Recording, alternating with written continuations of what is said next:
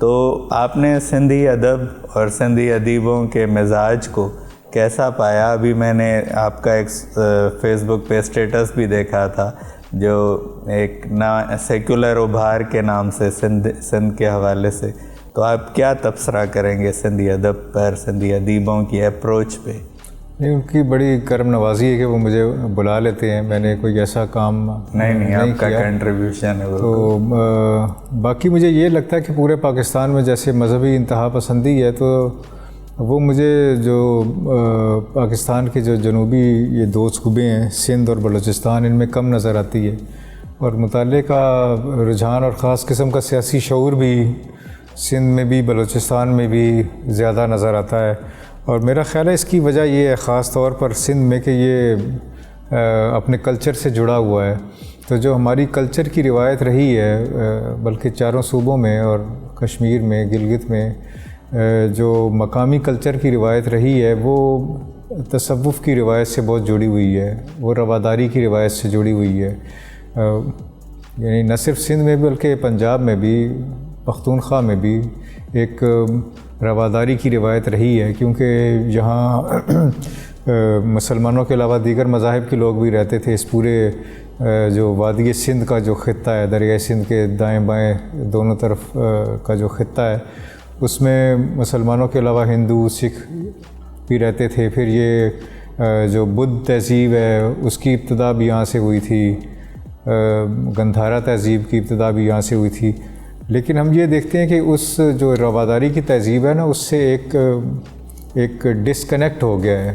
اور وہ مجھے پنجاب اور پختونخوا میں زیادہ نظر آتا ہے کہ جو ہماری رواداری کی ثقافت تھی، جو ہمارا کلچر تھا، اس سے ایک ڈسکنیکٹ ہو گیا. اس ڈسکنیکٹ کے بعد ایک اور کلچر ہم پر جو ہے مسلط کیا گیا، اور اس کلچر کو مسلط کرنے کی کوشش جو ہے بڑی حد تک پنجاب میں پختونخوا میں کامیاب ہو گئی، جس کی وجہ سے مجھے لگتا ہے کہ وہاں رواداری کا رجحان کافی کم ہو گیا.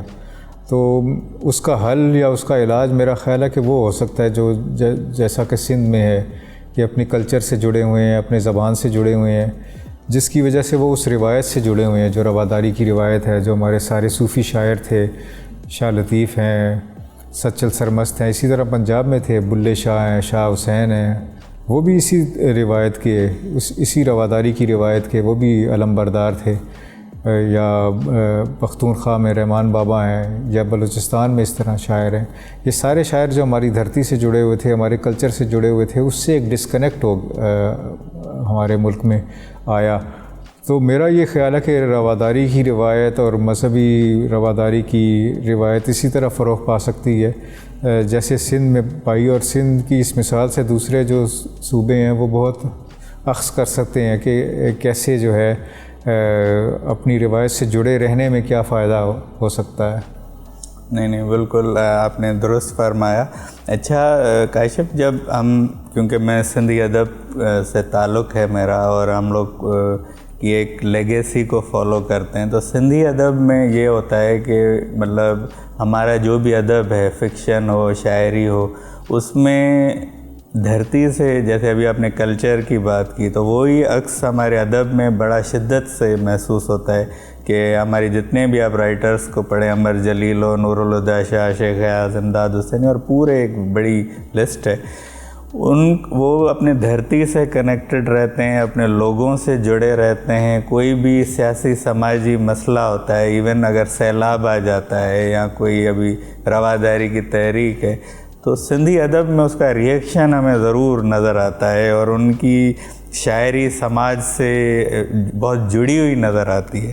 جبکہ اردو ادب کو جب میں سنتا ہوں تو وہ آرٹ فارم میں زیادہ نظر آتی ہے. وہ ان کی شاعری ایسا نہیں ہے کہ سماج سے لا تعلق ہے، لیکن وہ براہ راست ان کا تعلق نظر نہیں آتا. کیا آپ اس سے اتفاق؟ ہاں نہیں، اس کی وجہ ہے کہ مطلب اردو میں مزاحمتی ادب بھی بہت لکھا گیا، لیکن سندھ کو ایک اور بھی اولی حاصل ہے کہ سندھ میں جو سیاسی جد و جہد ہے نا، وہ اور پرامن سیاسی جد و جہد، اس کی روایت بھی کافی پرانی ہے.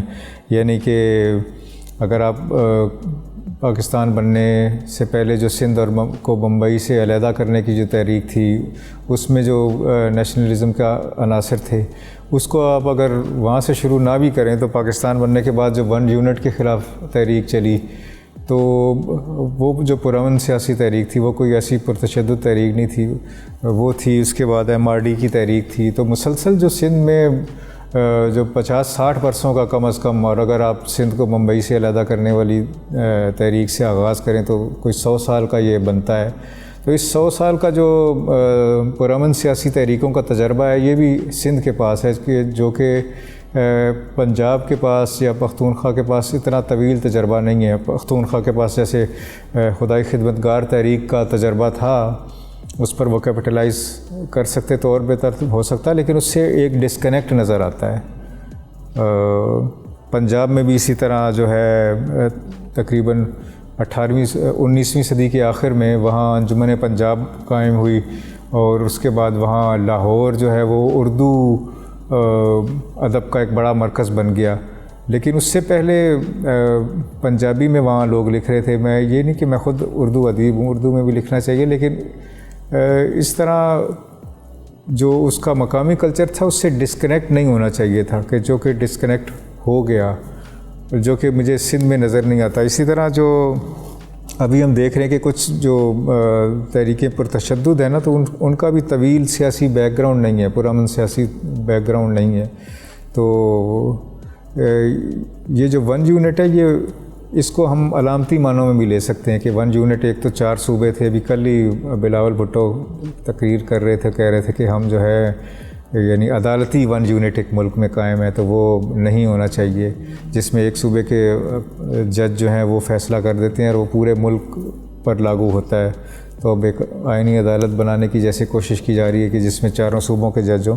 تو یہ ایک 1 یونٹ ایک علامت بھی ہے کہ پورے ملک کو ایک انداز سے دیکھنا. اور یہ صرف پاکستان میں مسئلہ نہیں ہے، انڈیا میں اروندھتی رائے اس کے بارے میں کافی لکھتی رہتی ہے کہ یہ جو 1 انڈیا کا تصور ہے تو یہ بڑا لیتھل ہے. جو چھوٹی ریاستیں ہیں، چھوٹی زبانیں ہیں، ان کے لیے کہ آؤ ہم سب جو ہیں مرج ہو جاؤ. مرج ہیں، وہ پاکستان ایک ہے، انڈیا ایک ہے، لیکن جو شناختیں ہیں، ثقافت ہے، چھوٹی شناختیں ہیں، ان کو اس میں وہ شیٹر اور سمیش نہیں کرنا چاہیے.